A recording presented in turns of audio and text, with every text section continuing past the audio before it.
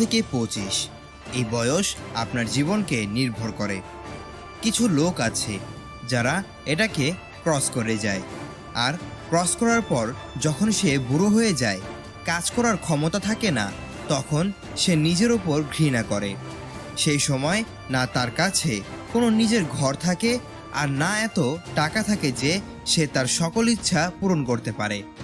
তখন তার অনুতপ্ত হতে হয় আর চিন্তা করে যে যদি সেই সময় এটা করতাম, যদি ওটা করতাম, না এই কাজ না ওই কাজ করতাম।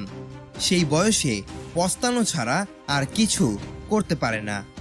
কিন্তু এই বয়সে আমরা অনেক কিছু করতে পারি, যদি আমরা বুঝি নেই এইটাই আমাদের সময়, যেটা আমাদের জীবনকে ডিফাইন করে যে এর পরের সময়টা সুখের হবে নাকি দুঃখের। আসার সময়ে আমরা ধনী হব নাকি গরিব।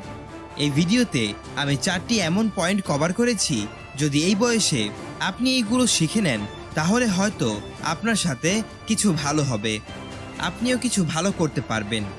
তো চলুন আমি বলে দেই সেই পয়েন্টগুলো কি কি। প্রথম পয়েন্ট হলো follow your own path, not আদার। মানে সবসময় নিজের রাস্তা ফলো করা দরকার, নাকি অন্য কারোর। এই যে বয়সটা আছে 14 থেকে 25 বছর, এটা হলো গোল্ডেন টাইম। এই সময়টাতেই আমরা বড় বড় ডিসিশন নেই, বড় বড় গোল সেট করি।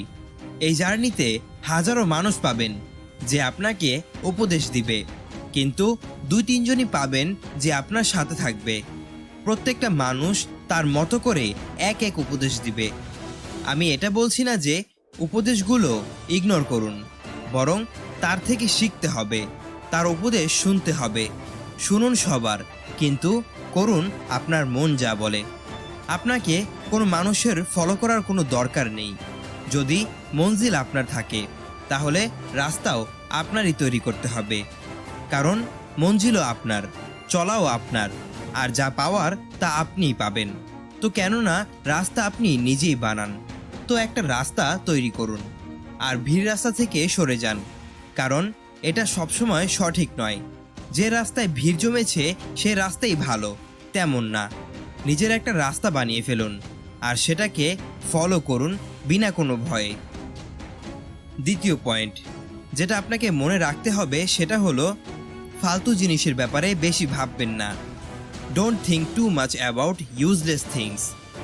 এই বয়সটা আমাদের গোল্ডেন টাইম থাকে। ফালতু জিনিসের ব্যাপারে ভেবে আপনি কিছুই করতে পারবেন না, উল্টো আপনারই ক্ষতি হবে চিন্তা করে। অনেক সময় আমরা এমন কিছু ফালতু জিনিসের কথা ভাবি যা আমাদের দরকারের নয়, আর পরে গিয়ে দেখা যায় যে যা আমি চিন্তা করেছিলাম সেটা তো আমার কোনো কাজেরই না। ফর এক্সাম্পল, কেউ কিছু বলে দিল আর আমি সেটা মনে নিয়ে নিলাম, বারবার এইটা চিন্তা করলাম যে সে কি বলল। এই জিনিসগুলো নিয়ে চিন্তা করে আপনি কিছুই হাসিল করতে পারবেন না। পরে গিয়ে দেখবেন এইগুলো আপনার কোনো চিন্তার ছিল না। তো এই জিনিসটাই যদি আপনি এই বয়সে বুঝে নেন তাহলে আপনার পরে গিয়ে সমস্যা হবে না। তৃতীয় পয়েন্ট হলো লার্ন অ্যাবাউট ইনভেস্টমেন্ট। যদি এই বয়সে আপনি ইনভেস্টমেন্টকে শিখে ফেলেন তাহলে পরে গিয়ে আপনার অনেক বেনিফিট হতে পারে। আপনার জীবনে 2টা জিনিস অনেক দামি, একটা আপনার বাবা মা, দ্বিতীয়টা টাকা। যদি এই বয়সে আপনি ইনভেস্টমেন্ট শিখে ফেলেন তো পরে গিয়ে বেশি সমস্যার সম্মুখীন হতে হবে না। আর এখন ফাইনাল পয়েন্টে আসি, টেক এ রিস্ক। কারণ এইটাই সেই বয়স যে বয়সে আপনি রিস্ক নিতে পারবেন, আর পরে গিয়ে রিস্ক নিতেও তো